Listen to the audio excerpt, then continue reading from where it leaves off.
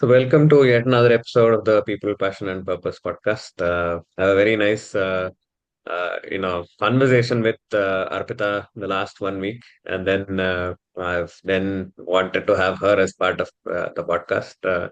She's a child psychologist, more than 15 years of experience, and she's certified in adolescent development and also is an art therapist as well. So she's got her certification from Banjara Academy and also done her MS in counseling, psychotherapy, and much more. So we'll explore who the person is. And Arpita, welcome to the podcast.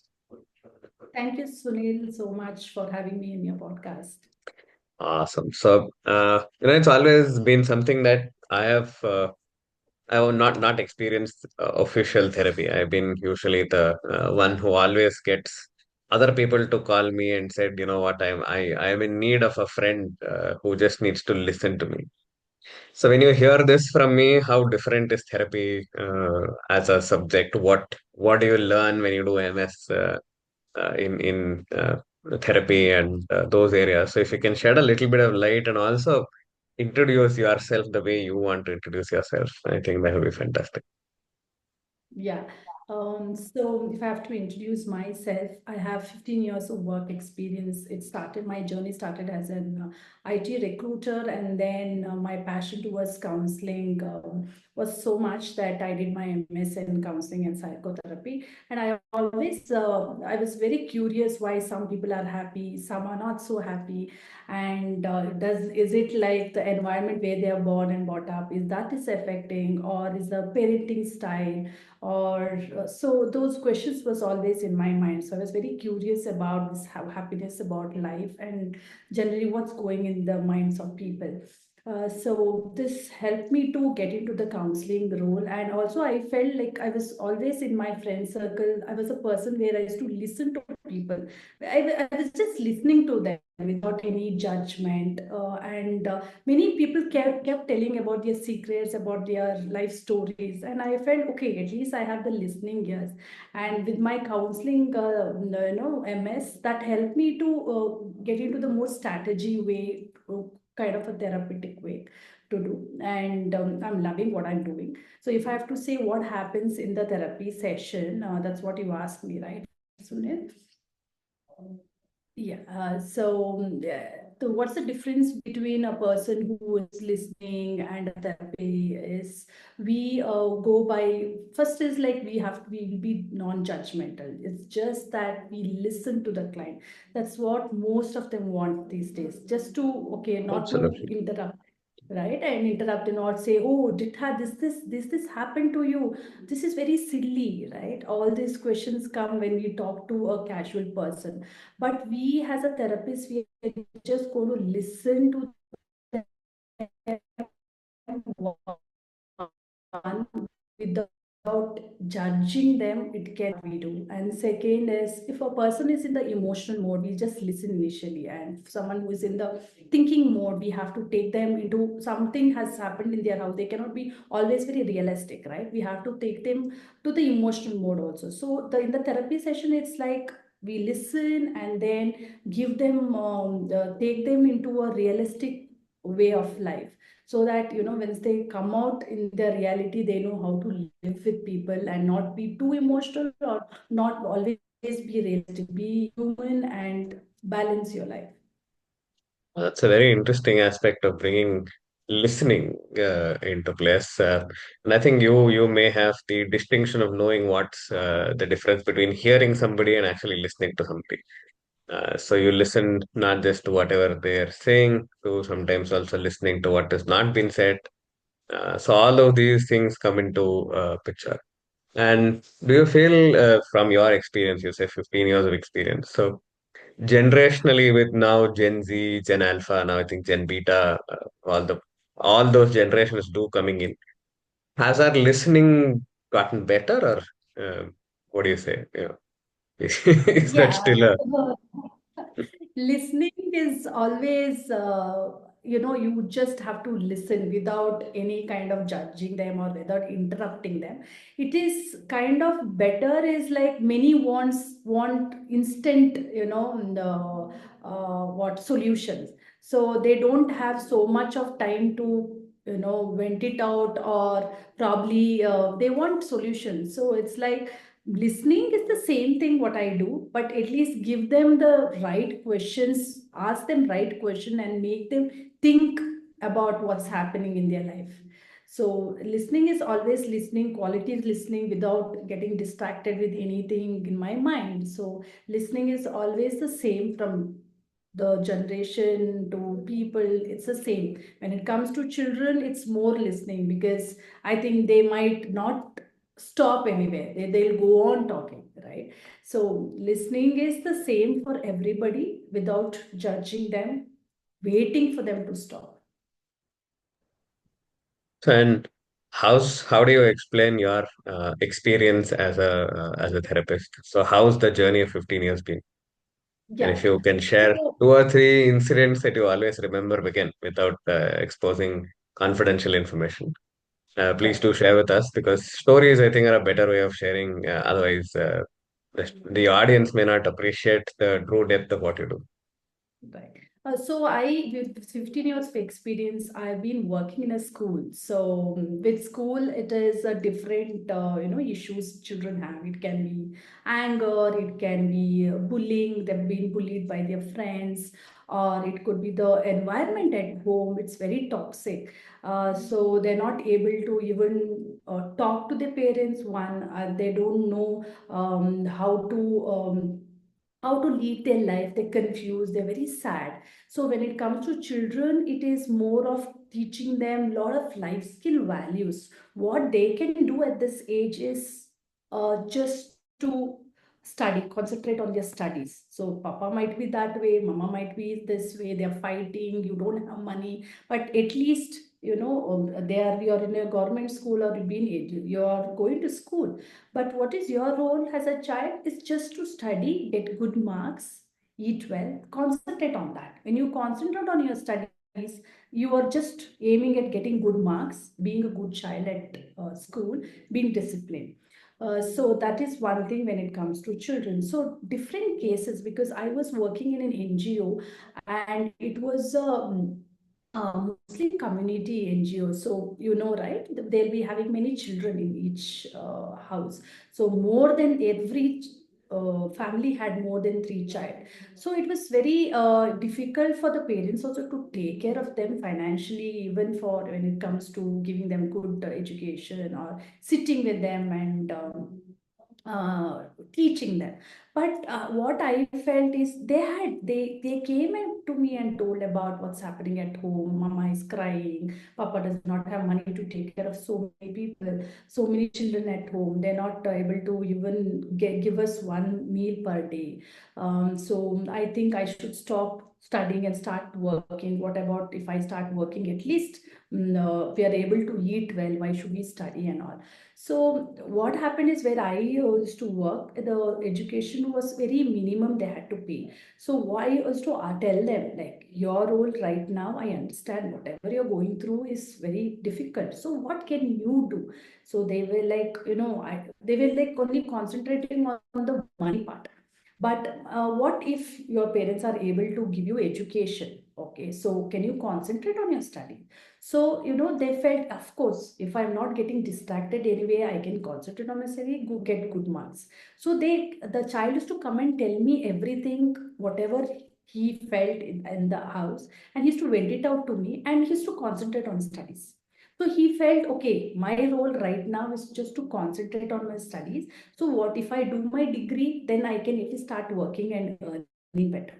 So that helped for him. He understood that education is important, whatever the matter might be at home. So my role as of now, I can only study. That is what I can help my parents with, getting good marks and helping at home, probably a small chores he can do at home. So he was just concentrating more on studies rather than getting distracted at home, and he used to come and vent it out, and I gave him a lot of tips how he can take care of himself. by probably journaling or just going for a walk or taking care of the siblings at homes, doing some chores at home where it could help their parents. So he felt satisfied. Something I'm doing, what is there in my control, I'm able to do. What is not in my control, you can't earn now. You can't start earning and taking care of your family members. What you can do is we help parents at home, take care of the siblings. That is how, at school, what my role is. So when it comes to adults, the cases these days are so complicated, because when it comes to adults, it's relationship, it could be at work, it could be taking care of a teenage child, it's challenging. So everywhere to emotionally they're so low. She had a very toxic relationship. It was a second marriage. So even the second marriage also, it was like, he used to drink, and that it was very toxic for her, and he used to not take care of the child. And she was like, why is this happening to me? And should I be with the husband, or should I go to my mother's parents' house? If I go to the parents' house, what will they think? It's a second marriage. I think there's something wrong with me, not with my husband. And she also felt, okay, I have a child now. Father figure is required, so I can't just leave and go. So she was almost suffering from 5 years because he used to beat her, and he used to abuse her very bad, and there was no empathy at all in this relationship. So it was like almost 1.5 hours. She just went it out, whatever she felt like, whatever she wanted to tell me. And then I asked her one question: if you're not happy in this relationship, do you want to continue? So she was like, I don't want to continue, ma'am. It's only for my child I'm living for. But even the child, when you're with your child there, so even she is also getting a lot of negative things here, and you're not able to make her understand what her father is going through, what your relationship is going through, right? So she's too small, so she's observing all the negative things here. So as a wife, as a no, mother, what can you do? So she said, I was asking her about, do you love yourself? I said, she loves. What is that you like to do? So she said, ma'am, I'm very good at making jewelry and all, and I love to read books, and I love to do yoga. So I asked her, so can you give time for yourself? So I'm not able to give time, and I'm just overthinking about it. And what about my child? Okay, let's keep it aside. So can you just give time for yourself? So she said yes. So within a week's time, she started her hobbies. That could be making jewelry, and now I'm happy that 2 months, she just messaged me for the new year. She said, ma'am, I've already started a business in jewelry, and I'm so engaged with this. I'm just doing my work, whatever he's doing, that's secondary. I'm able to manage, I'm able to love myself, I'm able to take care of the whole family. I'm so happy that, I'm not overthinking what's happening in the relationship. I'm so busy whole day doing my work, taking care of my child, and I felt really good that she's getting back to her hobbies and she's happy whatever she's doing. So relationship will be there. She cannot do anything much. She was telling that, probably I might get you to a different house and I'll take care of my child. I'm financially now, something I'm getting, and my parents all happy about it. So at least she's got that strength to be independent, to take care of the child, and she's so happy about what she likes to do. She's doing it. So there are many cases like this. What I would say is, whatever might be, just do what you like to do. That will keep you occupied, and you start loving yourself, and you don't expect others to love you, or the happiness you don't expect from others. So when you love yourself, you do more what you like, and you're content, and when you're happy, end of the day. Oh, Yes, interesting. please. I think very varied stories that you get, and I think it's always good as a coach slash therapist to also get to that space saying, somebody reaches out to you and says, "So this has been happening with us. We've been able to do some change." That's always a good message to receive. And thank you also for making the difference in so many lives, because I think once you listen, once you share, once you give that safe space to people, it also changes the family dynamics. It's not just one person that you're sort of working with Right. the system at that point. So I also know that you work with multiple hats of different techniques that you use. But maybe even before we get to that, you mentioned very briefly that you were part of HR and then you got into the whole aspect of therapy and working with children. What prompted the change? What made you do this? So if you can share a little bit there. Yes. Right. So, yeah. So this working in an HR field, that time there was a boom for HR recruitment when I passed out. So I've done my diploma in business management. So I thought, okay, pitching there it's better than getting into the counseling role. So I got a good salary. Also, I went into recruitment and handling clients, talking to the candidates. It was fun. But after some days, I used to feel there is nothing interesting here. I'm just talking about the job description and telling about asking them the salary and to the candidate. That's what I was just talking about. It was not interesting me anything. Just for 1 year, somehow I managed. But second year, third year, it was very difficult. So I got a different role, like, meeting clients, getting requirements from the clients. So coordinating with the HR and the recruiters. So that role I used to do. But end of the day, I was not satisfied about what I was doing. So, and also working for 9 hours was not my interest. So now it's like very flexible and I love what I'm doing and I'm able to manage my personal life and professional life. One is that. And when my daughter was born, then I felt okay. I love children and I thought, let me start working in a school and understand more about children. And I have a daughter also now, so it will be easy for me to come back home before 5 when I start working in a school. That is one way. One thing also I thought of, like, switching my job. So I started to work with Euro Kids and Little Ellie in a preschool. So when my daughter was born, I was working in a nursery class, helping the teacher, the main teacher. So it was, I could totally relate what's happening at home and in the school, because it's the same age group I was, seeing. So it was fun, and I used to take a lot of tips from the school and do it with my daughter also. So that way, it has really helped. And I used to come home by 4, and I used to take care of my child. I was able to balance both, and I felt like I used to give a lot of tips for the parents also, how to take care of the children. It could be listening to the child, it could be play, how they can instead of buying toys at home, they could do so many things at home. Or it could be taking them to the park, or sitting and just sitting with them and let them be playing. They won't be able to talk so much when they are in 5 years old. At least when they're showing you some object, you just see, express, give that smile. And that 30 minutes, when you almost tips I started to give parents. And I thought, why not get into the counseling role as a counselor. And then I went to 2 3 schools where I was a counselor there, full-time child psychologist, where I used to do one-on-one counseling, a lot of life skill topics, like friendship, anti-bullying, exam fear, menstrual hygiene.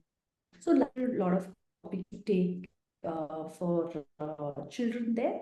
So the my journey from preschool and then again to the mainstream school. So it was a little challenging. So about like life skill topics for children. So much more many.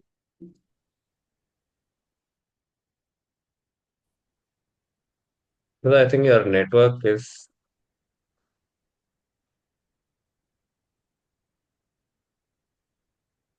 low. For you. Yeah. Yeah, I Yeah. think Hello. Yes. spoke. So, we lost you a little bit when you were sharing in the last, I think, 2, 3 minutes. So, would you like to repeat that? Or,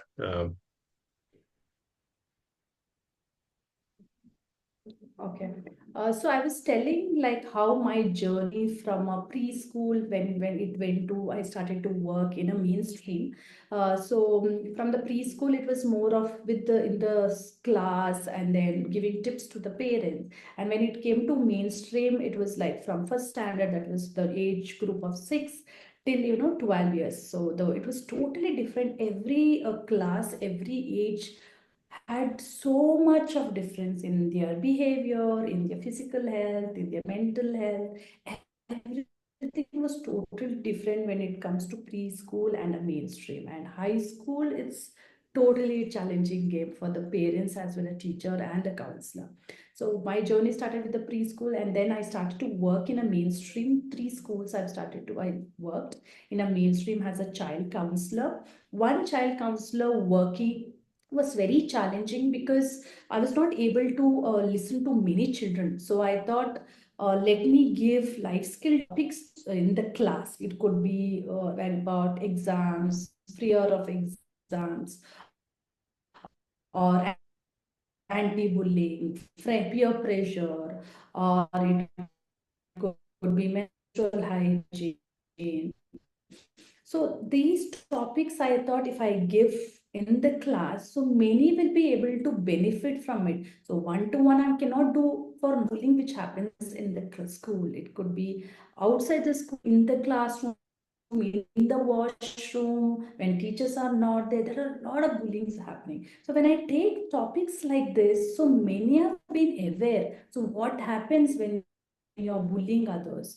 How emotionally they are affected, and how you are when somebody is bullying you, how you are the same the person feels. So it are small things how you call nickname. So it might be very funny for you to call a person, but it's being mocking. And topic what I took in the school, this anti-bullying, and we had a lot of charts every.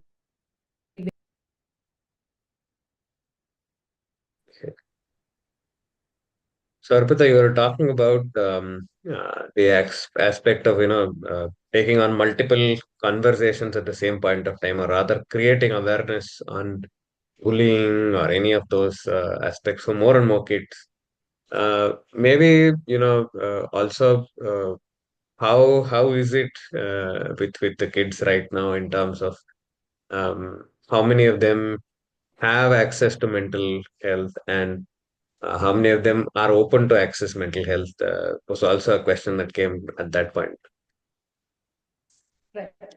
So I think after COVID, most of the schools have made mandatory to have a counselor. They have Hmm. understood that mental health is also a priority like physical health, and we need a counselor in the school where they can come and talk about their issues. It could be in the school or at home. So that awareness, the schools are good about it, and they're taking it very nicely. And most of the schools have counselors, and government also has made a rule to have a psychologist and a counselor in the school. So the topics what I took is it is very for each school it's going to be different. Okay, so I see in some schools there is a issue of bullying. Some school there is an issue of friendship, peer pressure issue. In some school there is discipline is very, it's zero I could say, or behavior issues, right?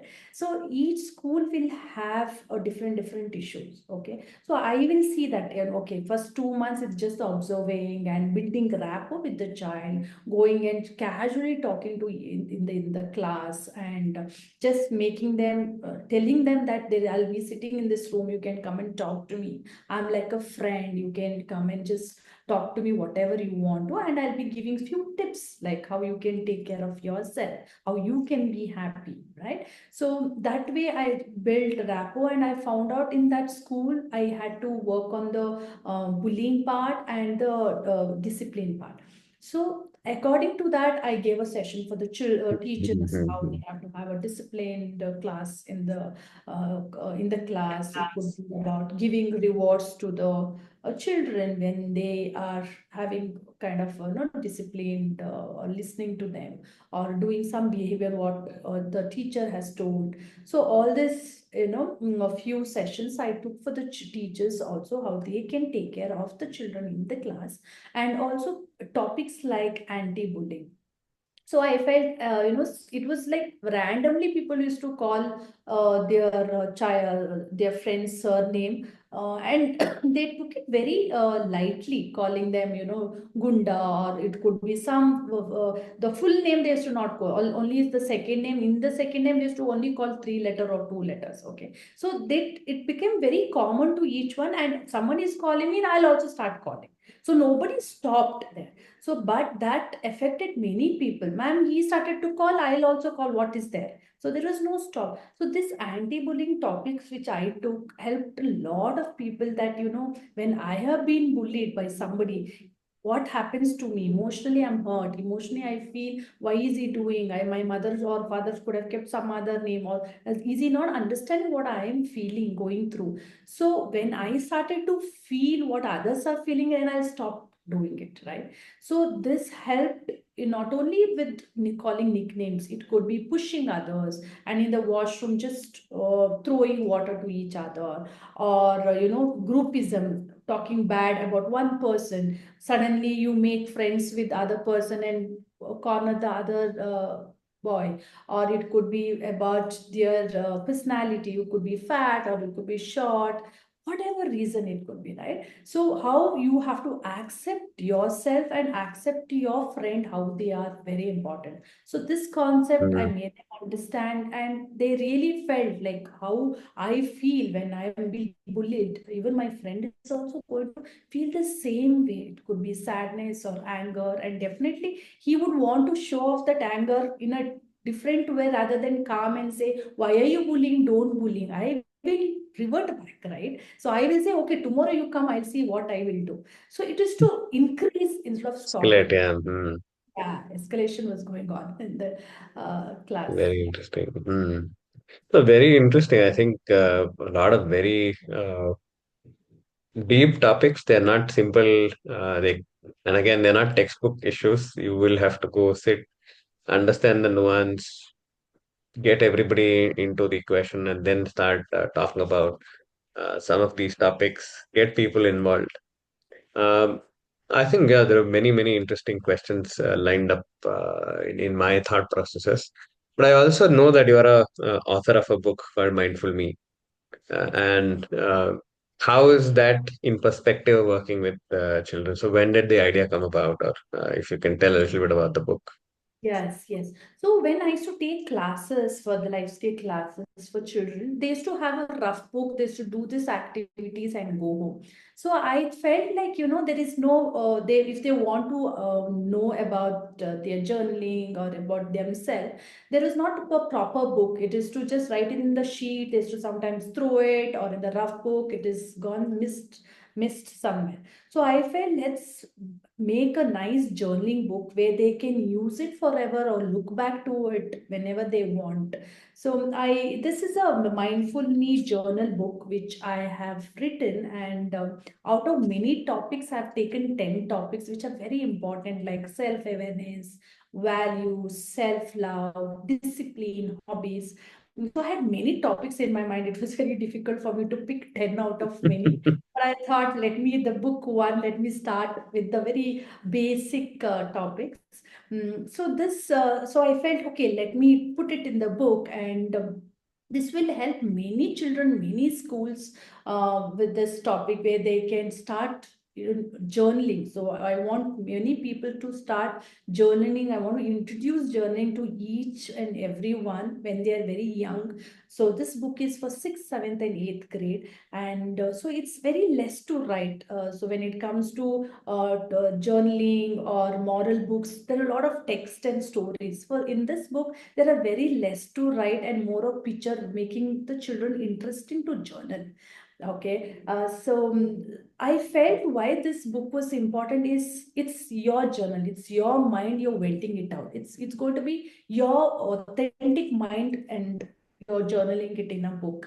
And this self-awareness, because everybody should be aware of what's happening. If you're not aware, then there is no pause in life. There is nothing that, everybody are questioning you when you're not knowing about yourself. So these 10 topics are so useful for each and everyone when we give them at the very young age. So definitely our world is going to be a great world if they know about these topics. And I think you also have shared that, 10 topics, including discipline, values, role models, confidence, and much more. I think they're very interesting and very much relevant for kids, starting in their early ages of their life forward. And I think I completely agree in terms of journaling. Maybe one of the questions, I don't know, maybe a controversial question. Is it a little too early for kids to be thinking of self-awareness at standard 6 and 7, 8, or you see a very different view than that? Yeah. So self-awareness is more of knowing your strengths. So everybody at the age of 6, I think at the age of 1 only, we see the as a parent, we see that okay, she's good at that, she's good at this, but you are not aware. So this your strength, if you get to know your strength at that age, being aware about your strength, that will help you to mold your strength better. Probably you can get into the skills or the classes. If you're good at dance, you can get into a lot of professional classes, right? So being aware about your strength, being aware about your weaknesses, how you can work on your weaknesses, which will help in your academia, or which will help in your communication. So awareness, I think at the very younger age also they get to know. But when we make them to be aware, make them to write, they are always, that confidence builds, and they know about themselves. So instead of others telling that you're good at dance, you're good at chess, if you know about yourself, it's always better to take actions, right? Absolutely, absolutely. And uh, if you were to possibly give advice or share information to a parent of possibly a teenager or pre-teenage years, what would be your advice to them? What should they do? What should they not do? Right. So teenagers, taking care of a teenager, it's very challenging because I understand. I have a teenage daughter. She's in 7th grade. She's already started to tell, Amma, I know, nani gottu. What you know? Do you know that song? Do you know this song? Do you know that fashion? You don't know anything, Mama. You don't keep quiet. So, I understand it's very challenging, but we can't leave them there. We have to guide them each and every step, because this is the time where they form their identity.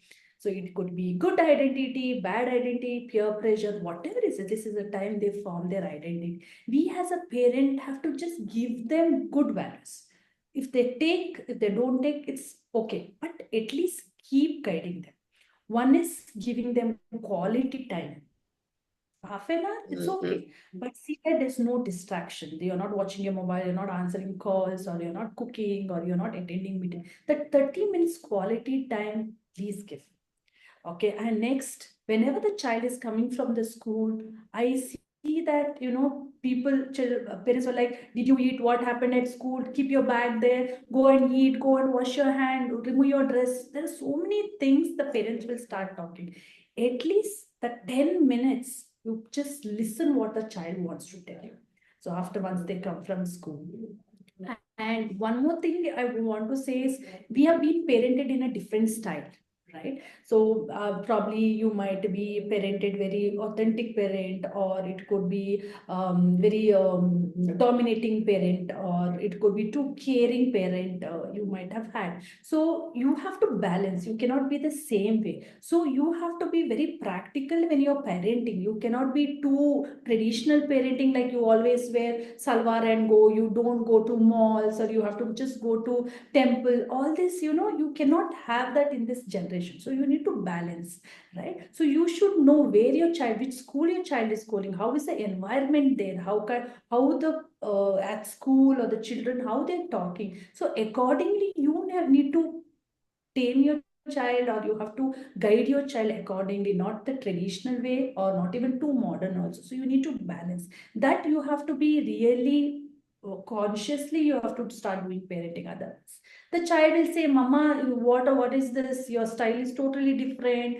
And it will be like, east, north and south, it's totally so different that you don't know what to guide. So as a parent, you need to understand little modern skills also these days. It could be YouTube videos, what the children watch. You should have some kind of knowledge about it. At least the style, you should have some knowledge about, children going to mall, hanging out with friends, just going for a cup of coffee, or, probably to the park. It's okay. Let them go. That's fine. But you can't, when you're somebody, I had a parent who had gone with her, she was in 10th grade, so she was so possessive about the child. And child was very disciplined, very neat child, I could say. So she had gone to a birthday party with her child, and she was like sitting next to her and telling, don't do that, don't do this, how much you're talking, see your friends are not that great. And she went on judging her and went on telling her, like, this is not the right friend you have. You should have dressed up this way. You should have not come to this birthday party. It was like, for her, ma'am, 3 hours went very bad for me. I didn't even enjoy, and none of the parents came. So we all, only the children was there. Only my mama was there, sitting there, and just telling about bad about my friends and about that party. So you need to understand, they are like independent now, and they are totally fine to go and enjoy with your friends party. It could be just cutting the cake and taking pictures, or talking about fashion, or whatever it is. So just leave them, trust them. That's very important. So as a teenage parent, I would tell, connect with your child. You have to have a conversation, a friendship conversation. Okay, one is the connection. One is, second is, I would say, you just have your listening ears and emotionally support. He or she might be doing something very bad. That's okay. Whom can the child tell? Child can't tell to his friend. Child cannot tell the teacher, or the teacher will be only focusing on the academic part. When it comes to emotionally, where the child can depend on, only parents. So if parents are not giving that listening ears, or not guiding them, they are the ones who are going into the bad, wrong path. Could be mobile addiction, it could be peer pressure, where they go into the wrong path, or social media addiction. All the addiction starts only when the child is not got that love and belongingness. So love and belongingness, the priority as a parent we have to give. If you're not giving, we have to pause and give more quality time with the child. Then I think the child is going to be with you and not getting diverted anywhere. So the connection, the friendship is very important with the child. True, true. I think if connection is given, I think we will usually we'll seek things outside that we don't find at home. So if we're able to figure it out at home, or have that in abundance at home, I don't think we as teenagers may require it outside. So external validation may be lesser and lesser if things at home are that connection, that validation, everything comes at home.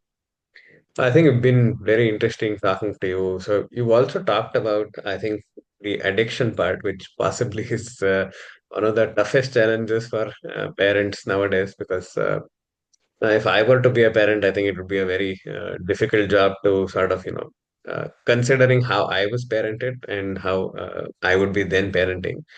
The challenges are quite different. I don't think we had social media when I was a kid. Possibly my mom's complaint was this fellow is always playing. I think maybe the current ages parents are this they're never playing. So a very different ball game in terms of this. And the social media space, the way the apps are built to have more connectivity, the whole social construct, specifically in terms of that puberty-ish age groups. Uh, what's your take on it? What do you think both the Yeah. students as well as the parents should have an idea of? So we cannot take away from gadgets at all because so many things nowadays they'll say, Mama, they have given a lot of projects, so I have to go to Google, or I my friend is sending me notes because I didn't attend 2 3 days class, so she's sending notes or something regarding teamwork. So my daughter is in seventh, so already the teacher has made them into groups now, and they've given projects. So where do you do it? Before we used to call and find. Now everything is through WhatsApp. So she has made a WhatsApp group, seven of them, and they share their ideas. So she has to make a PPT or that. So we cannot totally take out the gadget part, because sometimes even the studies happen there, project work or communicating with the friends happen. What I would suggest is have a time for it. Have a time, specific time, like 1 hour or half an hour. Have a specific time, what time you want to watch, and keep a timer and see that the child only keeps the mobile there. You need not tell them. And probably on a weekend, you can give it for more than 2 hours or 1.5 hours. That's okay. So having a proper timings for gadgets very important. So nothing is going to, after 9 o'clock, you're not going to touch the gadgets. Yes, it's not only for the child, even for the parent. After 9 or 10, no gadgets. Whatever it is, next day morning we can start. Nothing is going to happen in one day. Not able to, you didn't finish your project work, it's okay. You didn't do it in the evening, so you don't sit at 10 o'clock at. So the timetable, the rules has to be the same for everyone. One. Second is, put the child into some extracurricular activities. If the child is at home, you are not having time to talk to the child. There is only most of the family, it's only one child. There is no sibling, so nobody to play. And if it's in an independent house, it's very difficult also. So if it's in the apartment, at least okay, a child, your neighbor will come to your house, you can play some board game, all that. But when it's an independent house, no. So I would tell every parent to put them for some extracurricular activities, whatever the child likes. It could be dancing, it could be badminton, it could be football or chess, anything what the child likes, music. So when they go for the extracurricular activity, 1.5 hour, they go, they're so tired. Once they come home, they eat, they finish their homework, they're back to bed at 10:30. So extracurricular activities is important every day from school, because so that they don't get time for gadgets. So once they get used to the gadgets, so tomorrow, today it's half an hour, tomorrow it's going to be 1 hour, then tomorrow it's the time goes increasing and they get addicted to it. And you'll start procrastinating on your studies, homework, project, everything is going to be pending. So one thing is, put them for extracurricular activities, or if you are in an apartment, let them go play there for 2 hours or 1.5 hours, just cycling or anything, hide and seek, whatever they would want to, let them go and play. So extracurricular activities is the main thing I would want the parents to put them. Interesting. I think, yeah, if my attention is occupied somewhere, my need for social media, and I think even connections with outside also happen through the extracurricular activities. But I have a very interesting anecdote. So, my mom takes tuitions, so there are multiple kids that come here, and I also seen it from other cousins and other places as well. That it becomes a barrage of so many things at once. So dance, singing, chess, football, basketball, cricket, you name it, as well as his homework, his tuitions, that, this, and I end up feeling that the generation currently is already chasing life rather than having life happening to them. So I think also in spaces like everything happens in moderation rather than that's the default method to make it work. And I think that's also a space where, a consultant or a subject matter expert or somebody with a knowledge like yours comes in handy in a school, and also a parent saying, I need to go to a counselor. Maybe one final set of questions for you in terms of has it gotten better that people now have access to mental health? And do they still hold that stigma saying, should I go to a counselor? Should I go to a therapist? Or in your experience, has it got any better? Yeah, it has gone better compared to many years, because I think in after COVID, people have understood what is loneliness, what is depression, or what is that how you feel when you're anxious. That each when you're going through, you will understand what you go through when you're anxious. So physically you're totally fine, but mentally you are not strong at all. So I had a client who came to me, said physically I got all the blood tests done, everything is good. The physician said you're totally fine. I think you need to go to a psychologist or a counselor. Like that, the even physician knows whom to guide. Yeah, and at least after 2 3 attempts the client feels something is bothering me, everything is fine means something is wrong in mentally for me, so I need to take a therapy or I need to take a counseling. So at least each individual are trying 2 3 times, and third time they fail that physically everything is fine, I have to take a therapy from a counselor. Like that, there are a lot of clients who have come to me, so they feel that something is bothering me, I'm not able to sleep well, something is bothering me, that fear is there, the anxiousness of the same thought coming again and again. So I need to take a counseling, I need to go and vent it out, I know to understand where is that trigger coming from. So I think there is an awareness, but in India, still very important, still that stigma is there. But I think after few years, this world would be without any stigma on mental health. But I am getting clients, a lot of clients coming and telling me about their issues that way. But I feel we as individual, when somebody is going through any mental stress, instead of saying it will pass, it had happened to me, that will be there for 2 3 days, and failure is very common, instead of just telling your perspective, I think if what we as a human being, we can just listen to them. If you're not able to guide them, we can definitely recommend them to a therapist or a counselor. Very important.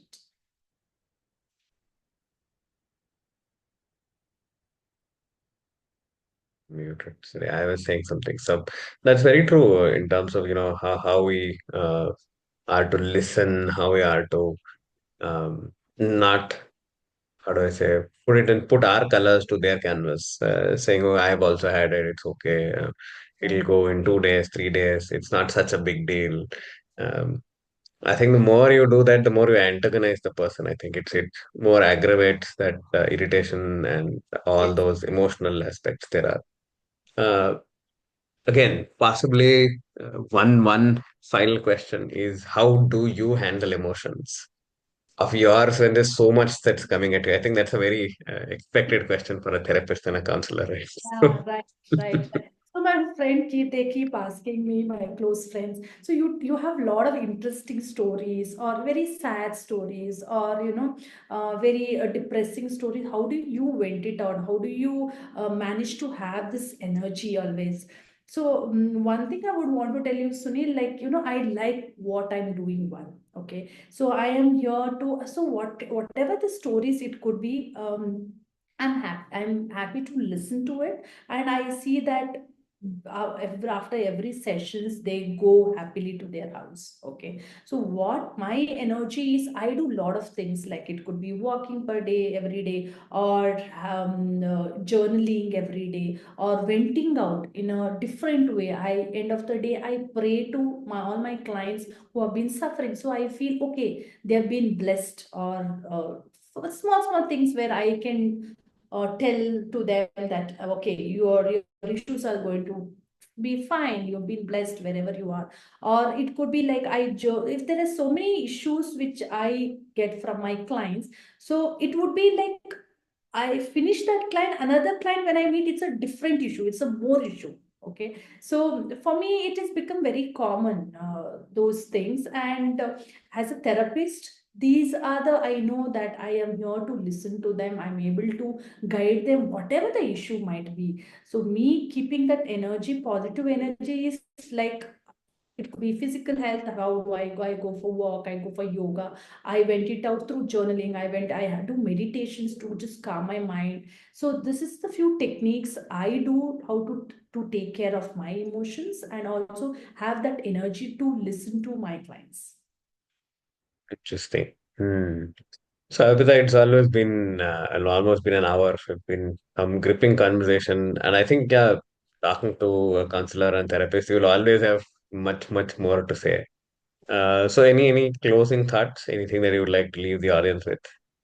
Yes. So I just want to tell everybody that take mental health a priority. And when you start taking mental health priority and you don't have any stigma as an individual, if you say you go take counseling or you go to a therapist, when each individual starts, so there won't be any myth in this world, and everybody are going to take mental health a priority, and everybody are going to balance their life and have a holistic life.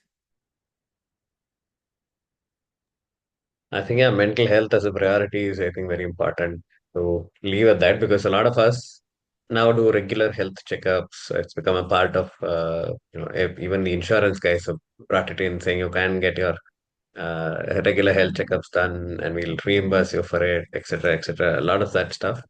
But I think there is also a long way to go in terms of making mental health possibly a priority or such a thing saying I don't even have to think about it. If I need it, I'll take it. So thank you for your time today, and I am hopeful that more and more people come to you and work with some of the things that they're having currently a little bit of discomfort working with, etc., etc. And thanks to a therapist like you, we have a more kinder, more easier way to also tackle people and their problems. And one change with one person also changes the ecosystem. So it's a beautiful work that you're continuing to do. So thanks, Arpita, for your time today. And yeah, I think if anyone wants to catch up on the mindful me, you can always reach out to Arpita and see how that works for you. Yeah, thank you. Thank you so much, Sunil, for this podcast. Most welcome.